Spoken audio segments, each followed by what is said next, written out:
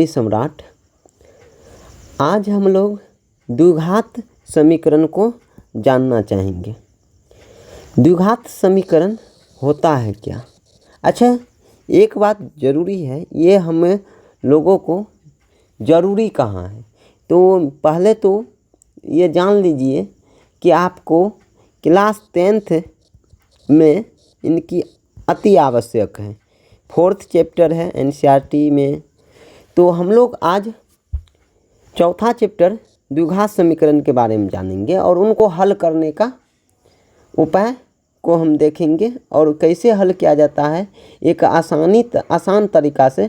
तो पहले द्विघात समीकरण होता है क्या? तो द्वि माने दो, घात माने पावर।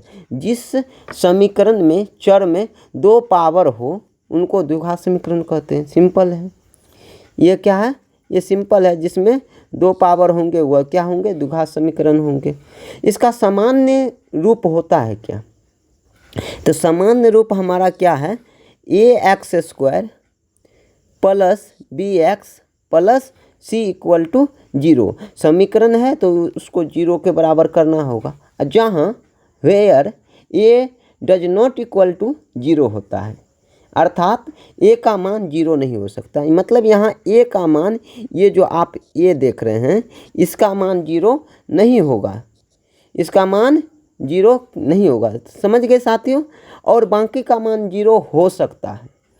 तो हम लोग और a b c are real number, a b c are real number, अर्थात एक जगह भी रियल नंबर अर्थात वास्तविक संख्या। कौन सा संख्या साथियों? वास्तविक संख्या। आप कहिएगा सर वास्तविक संख्या क्या है?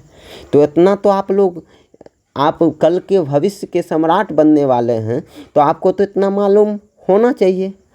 तो ये वास्तविक संख्या होता है क्या? तो दशमीं से पहले आप लोग जो भी संख्या पढ़े हैं वह एक समझ लीजिए वास्तविक संख्या है। जैसे आप नेचुरल नंबर अर्थात प्राकृतिक संख्या जानते हैं, गिनती की संख्या को प्राकृतिक संख्या कहते हैं।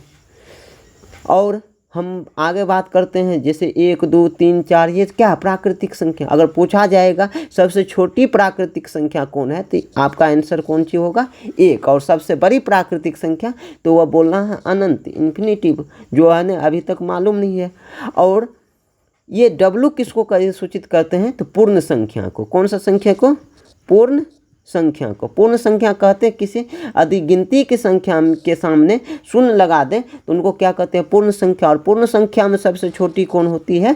पूर्ण में सबसे छोटी शून्य होता है। और इसी को आगे बढ़ाते चले तो हमारा जो ये पूर्ण है, और इसी में हम माइनस वाला संख्या को ले लें, -1 -2 -3, तो उनको कहते हैं पूर्णांक संख्या। पूर्णांक अर्थात पूर्ण जो अंक, मतलब 0 वाले से ज़्यादा 1 2 3, और यहाँ 0 से कम, 0 से कम -1 2 -3। साथियों एक बात ध्यान रखना है, यानी इसको नंबर लाइन में भी यूज करते हैं, अर्थात संख्या रेखा पर इसका यूज करते हैं। तो हमेशा समझिएगा दाहिनी ओर बड़ी संख्या होती है। कौन सी संख्या होती है? जैसे 2 और 3 में दायां आपके कौन है? 3 है, तो 3 आपको बड़ा होगा 2 से। अगर हम बात करें -3 और -2 में कौन बड़ा होगा? तो 2 बड़ा होगा, -2 बड़ा होगा और -3 छोटा होगा। तो दाहिनी ओर बड़ा होता है, ये सब याद रखिएगा, ये छोटा बातें हैं। और आगे हम जो देखते हैं साथियों, हम लोग यहाँ पर ये देखना चाहते हैं, ये क्यू किसको कहते हैं? परिमेय संख्या को। तो वैसी संख्याएं जो p/q के रूप में बटे में हो उसको हम लोग परिमेय संख्या कहते हैं। आप कहिएगा सर √4, ये तो 3/2 है, तो परिमेय संख्या। और जहाँ p/q के रूप में होगा लेकिन q का मान 0 नहीं होगा, q का मान 0 नहीं होगा साथियों। मतलब नीचा यानी अंश के रूप में कुछ भी हो सकता, ऊपर कुछ भी होगा, नीचा 0 नहीं हो सकता। अच्छा साथियों, यहाँ पर हम एक और एग्जाम्पल लेते हैं, -3/2, ये भी अपरिमेय है, सॉरी अपरिमेय नहीं, परिमेय है।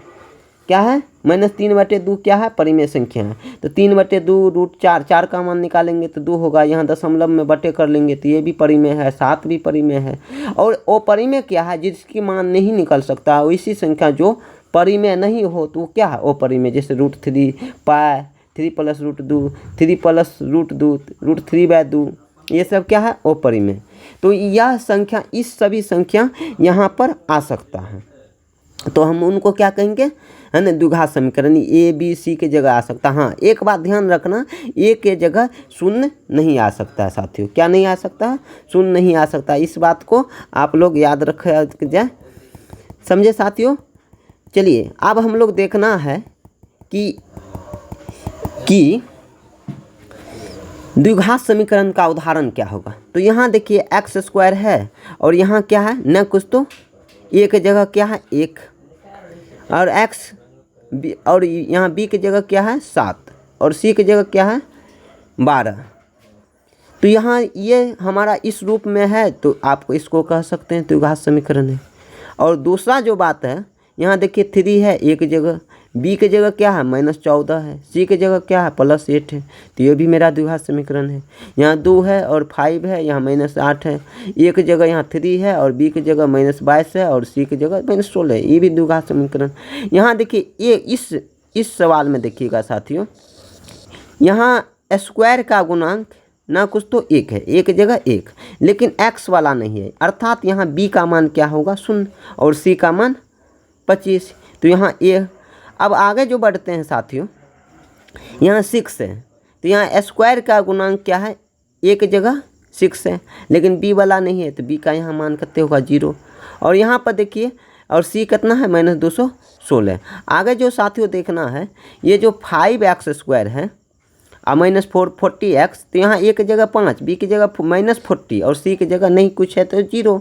और यहाँ पर 7 और यहाँ b का मान -343 और c का मान नहीं है। अब इस समीकरण को हम हल करेंगे। हल अर्थात वैसा मान जो हम इस समीकरण में रख देने से, वैसा मान जो इस समीकरण में रख देने से हल करने पर हम 0 के बराबर होगा, वही तो हल कहलाता है। और इसी हल को, जैसे मान लीजिए यहाँ x² 6a² -216 है बराबर 0, यहाँ a का मान क्या होना चाहिए जो इस 216 के बराबर हो जाएगा। तो a का मान यहाँ क्या हो जाएगा +6 और -6, आप यहाँ रखिए। आप इसका हल करने के बाद ये क्या होगा आपका 0 होगा साथियों। क्या होगा 0, समझ गए साथियों। चलिए आगे हम लोग बढ़ते हैं। हल निकालने का तरीका क्या है, हल निकालने का तरीका क्या है। हल निकालने का तरीका यहाँ साथियों इनका 3 है। एक गुणनखंड विधि, फैक्टर मेथड, द्विघाती सूत्र, इसको हम लोग प्यार से श्रीधराचार्य नियम भी कहते हैं, ये फार्मूला टाइप का होता है। और तीसरा जो है ना पूर्ण वर्ग विधि अर्थात perfect square method, perfect square method. ये 3 तरीका से हम इन समीकरण को हल कर सकते हैं साथियों। ये बेसिक था हम लोग को। अगर आप लोग को इस बेसिक को समझने में दिक्कत होगा तो आप क्या कर सकते हैं, विशेष तौर से कमेंट करके पूछिए और हम डीपली बताने का प्रयास करेंगे। अब हम इसको पहला जो तरीका है गुणनखंड विधि, कौन विधि, गुणनखंड विधि, इसको हल करने का प्रयास करेंगे इस तरीका से। साथियों बहुत आसान है, हम इनको बनाने का प्रयत्न करेंगे। आप लोग यहाँ बने रहिए, ज़रूर से ज़रूर आपको समझ में आएगा। चलिए साथियों हम यहाँ पर बनाने का पूरा प्रयास कर रहे हैं कि कैसे बने। चलिए साथियों यहाँ पर देखिएगा गुणनखंड विधि, गुणनखंड विधि में जो ये x² का गुणांक है, x² अर्थात 2 पावर वाला का गुणांक। और याद रखिएगा साथियों जिनकी पावर 2 होगी तो उनका है ना शून्य कितना होंगे, यानी हल क्या गो होंगे 2 गो होंगे। कितना होंगे, हल 2 होंगे। मतलब इसका कितना मान होगा इस समीकरण का 2 मान। देखिएगा साथियों हम निश्चित यहाँ से आपको समझाने का प्रयास आपका प्रयत्न होगा। तो इनका हल क्या गो होगा 2 गो, ऐसा मान जो इसको हल कर रखने पर ये 0 के बराबर कर दे। तो इसको हम गुणनखंड विधि से बनाने का प्रयास करेंगे। चलिए साथियों तो हम यहाँ पर इसको बना रहे हैं। तो पहले देखिए साथियों इसको, यहाँ पर जो स्क्वायर का गुणांक है उसको देखिए, यहाँ नहीं कुछ तो 1 है, नहीं कुछ तो क्या है 1 है। तो यहाँ पर 1 और इसका अचर पद, अचर पद जिसमें ना कोई चर हो, जिसका मान फिक्स हो। ये 12 ये अचर पद, ये दोनों को गुना करेंगे तो 12 एकम 12, 12 एकम 12। ठीक है साथियों, इस 12 को आप लोग करना क्या है, अब इसका हम लोग अपवर्तक निकालेंगे, अपवर्ज, अर्थात इसका टुकड़ा करेंगे। तो ये पहला पहरा है टेबल 1 गुना 12 में आएंगे, 1 के बाद कौन पहरा में आएंगे, 2 गुना 6 में आएंगे और 3 गुना 4 में आएंगे, और इसके अलावा कोई भी संख्या से नहीं आएगा।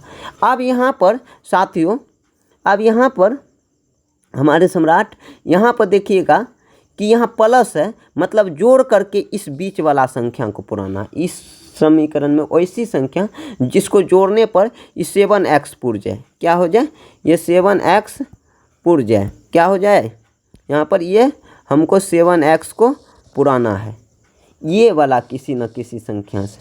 आप तो इसका कंडीशन है, आप याद रखिए साथियों, यानी कैसे होता है। यहाँ अगर हम बात करते हैं प्लस और प्लस तो जुटोगे, क्या हो गए, जुटता है, और माइनस माइनस भी जुटता है। और याद रखिए साथियों, यहाँ ध्यान से, माइनस प्लस और प्लस माइनस ये क्या होता है, घटता है।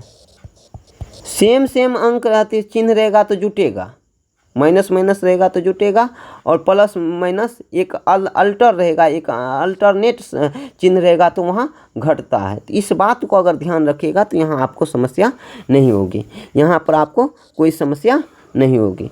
तो प्लस प्लस जुटता है और माइनस माइनस घटता है, सॉरी प्लस माइनस या माइनस प्लस असमान चिन्ह घटता है, यह बात याद है। और याद रखिए साथी, मायने उसका रखता है जिसकी बड़ी संख्या वाले अंक का क्या होता है, मायने रखता है।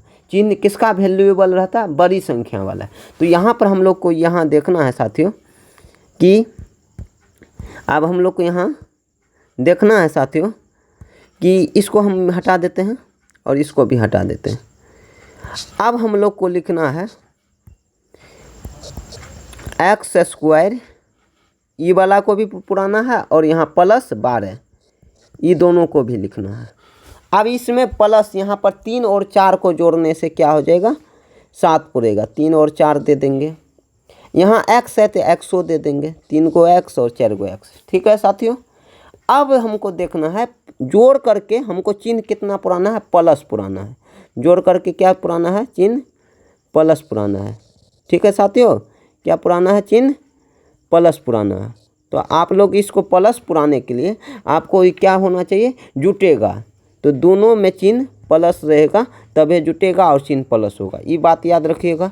अब उसके बाद हम लोग क्या करेंगे, इन दोनों से कॉमन लेंगे, कॉमन लेंगे। यहाँ 2 गो x है और यहाँ 1 गो x है, ये एक्स स्क्वायर को हम लिख सकते हैं x गुना x। अब और 3 गुना x इसको लिख सकते हैं, यहाँ से भी x बाहर, यहाँ से x बाहर, मतलब यहाँ 2 गो x में से 1 x ले लिए तो 1 गो x यहाँ बचेगा, यहाँ से x बाहर कर लिए तो यहाँ 3 बचेगा। ठीक है साथियों, अब हम लोग को प्लस 4x है और यहाँ 12 है, तो यहाँ देखिए 4 और 12, x तो दोनों संख्या में है नहीं साथियों, यहाँ x दोनों संख्या में है नहीं, इसलिए अंक कॉमन होगा। यहाँ पर एनी टाइम याद रखिएगा, सेकेंड वाला में एनी टाइम याद रखिएगा साथियों, यहाँ पर क्या होंगे, अंक कॉमन होंगे। तो कॉमन में कौन हो जाएगा, 4 और 12 में कौन आएगा कॉमन, 4 और 12 कौन संख्या से कट जाता है, दोनों, तो 4 से ही कटता है। तो 4 एकम 4 और 4 बाहर हो गया तो यहाँ बचा क्या, सिर्फ x, यहाँ क्या बचेगा 12, तो 4 तिया 12, मतलब 4 से भागा देंगे तो यहाँ 3। अब आपको लगेगा कि गलती हो गया तो इसको गुना करके चेक करिए क्या पुरता है, x गुना x एक्स स्क्वायर प्लस 3 गुना x 3x साथियों, फिर प्लस 4 गुना x 4x प्लस 4 तिया 12, यहाँ सिंपल है।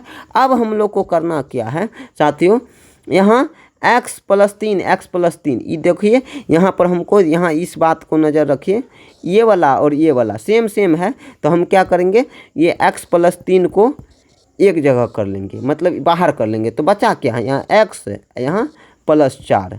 अब हम लोग क्या करेंगे, इन दोनों को भी यानी ब्रैकेट में कर लेंगे। अब हम करना क्या है साथियों, अब इसको हम लोग बारी बारी से एक बार अगर इस सब को रखेंगे तो अगर इसको हम रखेंगे तो इस साइड को भेजेंगे तो ये क्या हो जाएगा, 0 हो जाएगा। मतलब यहाँ सिंपल समझ लीजिए, एक बार पहले टर्म को हम लोग क्या करेंगे, 0 के बराबर करेंगे और एक बार दूसरे गुणज को x + 4, यानी बारी बारी से दोनों के बराबर 0। अब यहाँ देखिए साथियों, x प्लस ये प्लस वाला बराबर के उस साइड इक्वल टू को उस साइड जाएगा तो -3 होगा ये आंसर, और x का मान +4 वाला उस साइड जाएगा तो क्या हो जाएगा, -4 होगा आंसर। ठीक है साथियों, हमने इतना दूर सीखे। अब आगे बढ़ते हैं साथियों, इसको आप देख लिए होंगे, इसको आप यहाँ पर इसको बनाने का फिर से प्रयास करिएगा साथियों। अब इसको हम क्या करते हैं, है ना, मिटाते हैं, जो बारीकी चीज़ें हैं उसको मिटाते हैं। ठीक है साथियों, अब एक क्वेश्चन यहाँ पर प्लस है, यहाँ जोड़ करके ही बीच वाला पुराना था। अब यहाँ जोड़ करके चिन्ह क्या होना चाहिए, माइनस वाला होना चाहिए, उसको अगर बताएंगे। फिर हमको क्या है, यहाँ घटा करके बीच में प्लस होना है, यहाँ घटा करके बीच में माइनस लाना है, इस तरह का बनाएंगे। अब हम देखते हैं एक तरह का ये द्विघात समीकरण। देखिए साथियों, ये तो बहुत सिंपल है, इसको आप तो टेंशन ही मत लीजिए, इस सवाल को बनाने में आप टेंशन मत लीजिए। ये सवाल कैसा है तो आपको हम बता देते हैं, x² आई माइनस वाला उधर चल गया तो +16, और फिर स्क्वायर हटेगा तो क्या हो जाएगा साथियों, इस पर रूट आ जाएगा। रूट आएगा तो कैसे, रूट आता है तो प्लस माइनस के साथ आता है, तो x बराबर +4 और है ना, यहाँ पर आंसर क्या हो जाएगा, +-4। अर्थात एक लाइन में कह सकते हैं x का मान एक +4, एक x का मान -4। इस तरह का आपका आंसर देखने को मिलेगा, इस तरह का आंसर देखने को मिलेगा। आप इस तरह से भी बना सकते हैं साथियों।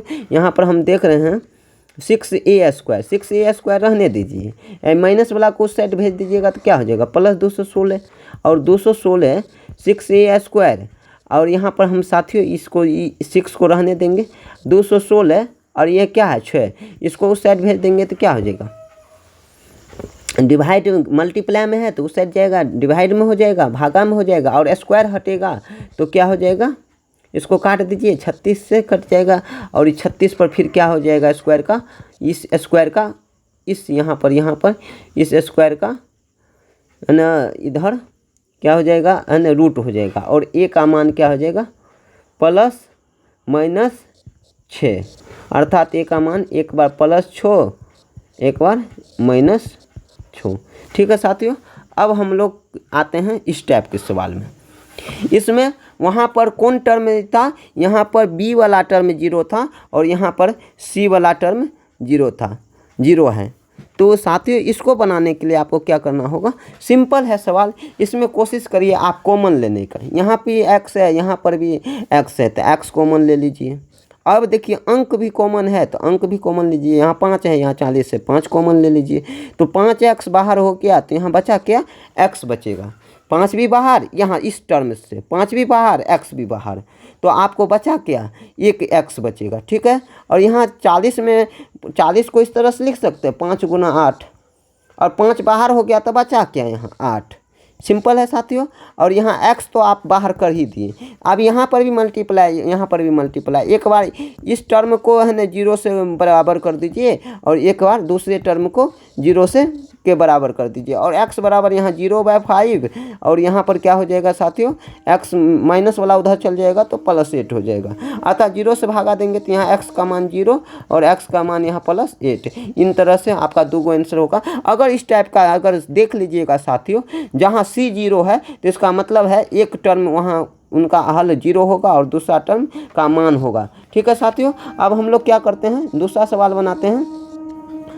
ठीक है साथियों, यहाँ 7x² है, तो यहाँ से आप 7 भी कॉमन लीजिए और x भी कॉमन लीजिए, यहाँ बचा क्या, सिर्फ आपको x बचेगा। और यहाँ -343 में 7 कॉमन ले लीजिएगा, इसको याद रखिएगा, यहाँ पर आपको 49 होगा। कैसे होगा साथियों, 343 को भागा कर दीजिए 7 से, आपको आएगा यहाँ 49। कितना आएगा, 7 चौके 28, 14 में 60 गया 6 और 7 9 63, अर्थात आप लोग याद रखिएगा साथियों, यहाँ 49 आएगा। इतना समझने के बाद आपको समझिए साथियों, यहाँ पर आप क्या कर लीजिए, इस एक बार इसके बराबर 0 7x और यहाँ पर x माइनस 49 के बराबर 0।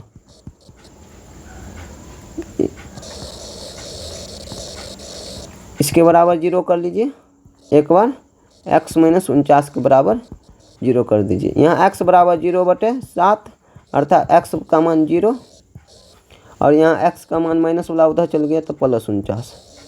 कोई समस्या?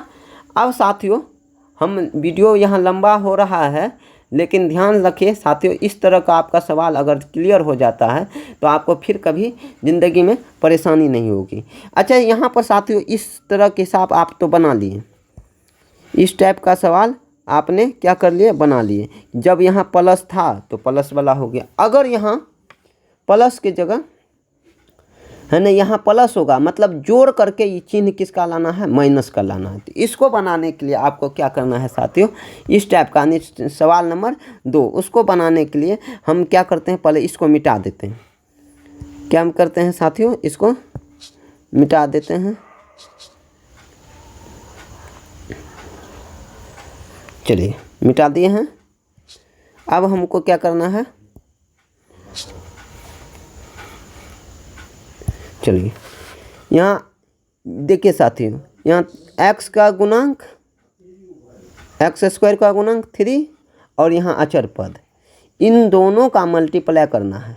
इसको यहाँ अचर पद 8 और यहाँ x² का गुणांक का मल्टीप्लाई करेंगे, 8 या 24 आया। अब इसको 24 को हम लोग क्या करेंगे साथियों, इसको है ना हम लोग क्या करेंगे, इसको है ना खंड करेंगे, गुणनखंड करेंगे। तो 1 गुना 24 और दूसरा हो जाएगा 2 गुना 12, 3 गुना 8 और 4 गुना 6 और ये इतना ही होगा। अब इसके अलावा नहीं होगा। अब इसमें किसका जोड़ा, ये 14 पूरा देगा जोड़ करके, लेकिन क्या होना चाहिए, चिन्ह जोड़ करके। तो आपको हम बताए थे साथियों कि ध्यान रखिए कि अब इसको हम मिटाते थोड़ा सा, ठीक है। यहाँ पर बराबर लिखेंगे, ये 3x² हम लिखने कहे हैं और यहाँ पर +8 भी लिखने के लिए कहें, ठीक है साथियों। हम इतना तो ज़रूर कहें, ठीक है। ये रफ के लिए हुआ, RUGH रफ। अब इस बीच वाले पद को पुराना है, याद रखिएगा, बीच वाले ही पद को पुराना है। तो हमको लगता है कि 8 14 क्या होगा, किसका जोड़ हो जाएगा,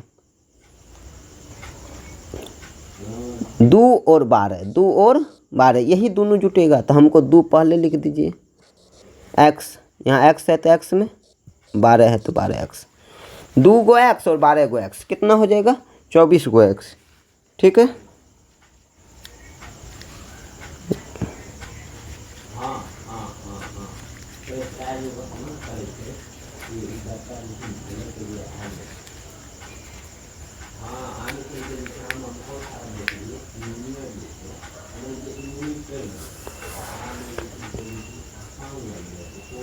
ठीक है साथियों, तो उम्मीद रखेंगे 3x²। अब यहाँ पर चिन्ह क्या होना चाहिए, जुटेगा, लेकिन चिन्ह क्या होगा, दोनों में माइनस होगा, दोनों में क्या होगा, माइनस, ठीक है साथियों। अब हम इनको आगे बढ़ाते हैं, क्या करते हैं, आगे बढ़ाते हैं। यहाँ पर देखिए साथियों, यहाँ पर ई दोनों से, यहाँ 3 है यहाँ 2 है, तो अंक तो कॉमन नहीं होगा, लेकिन ये x कॉमन होगा। यहाँ x है, यहाँ भी x है, x कॉमन कर लेंगे। यहाँ क्या बचेगा, 3 और एक x बचेगा, क्योंकि एक बाहर हो गया, यहाँ 2x है और यहाँ -2 है, x है तो x बाहर हो गया, तो यहाँ -2 तो रहेगा। यहाँ -12 और +8, 12 और 8 का कॉमन कौन संख्या से होगा, तो इसका HCF निकालिएगा तो 12 और 8 का तो HCF निकलेगा 2, 2 छाके 12, मतलब दोनों संख्या एक ही अंक से कटना चाहिए। तो 2 से कटेगा, 2 छाके 12, 2 चौके 8 बराबर 0। साथियों यहाँ x बराबर, अब यहाँ पर हम लोग क्या करते हैं, सॉरी साथियों, यहाँ पर एक गलती हो गया। यहाँ पर आपको क्या होना चाहिए, 12 और 8 कौन संख्या से कटेगा, 4 से कटेगा। तो इसलिए आपको 4 तिया 12 और 4 दूनी 8 होगा। ठीक है साथियों, अब देखो, अब यहाँ माइनस कॉमन लिए हैं तो आपका ये प्लस वाला चिन्ह क्या हो जाता है, माइनस हो जाता है। क्यों? क्योंकि हम प्लस को लिख सकते हैं माइनस माइनस, और एक माइनस बाहर कर लिए तो आपका क्या बचेगा, एक माइनस बाहर कर लिए तो आपका एगो माइनस यहाँ बचेगा। तो सिंपल है, 3x - 2 और सेम है, इसमें से दोनों को कॉमन कर लीजिए क्योंकि दोनों सेम है। तो आप क्या करिए, बाहर कर लीजिए और यहाँ x - 4 बचेगा, x - 4 बचेगा। इसको आप क्या करिए, बाहर कर लीजिए, x - 4 बराबर 0। 3x - 2 एक बार इसके बराबर 0, एक बार x - 4 के बराबर 0। आपको आगे बढ़ना है साथियों। अब यहाँ पर हम लोग क्या करेंगे, x बराबर -2 इधर हो जाएगा तो +2, ये गुना में है तो क्या हो जाएगा +3। आंसर यहाँ x बराबर माइनस उधर चले गया तो +4। ठीक है साथियों, इतना आपका मतलब। यहाँ एक लाइन में समझिए, जोड़ करके माइनस वाला चिन्ह पुराना है तो उनका दोनों आंसर प्लस में आता है, और जोड़ करके चिन्ह प्लस में पुराना है तो उसका दोनों आंसर किस में आता है, माइनस में आता है। ठीक है साथियों, आज का इजाज़त दीजिए, इतना ही, आज का सेवा समाप्त। और हम 2 सवाल अगले वीडियो में करेंगे, ये दोनों यानी घटा करके इन बीच वाला टर्म को पुराना है, घटा करके बीच वाला टर्म, इनको आप भी बना सकते हैं क्योंकि इसमें बस जैसे यहाँ दोनों में प्लस प्लस माइनस माइनस हुआ, वहाँ पर हम लोग क्या करेंगे, एक में प्लस देंगे एक में माइनस देंगे, सिंपल है। ठीक है साथियों, आज का जय हिंद, वंदे मातरम।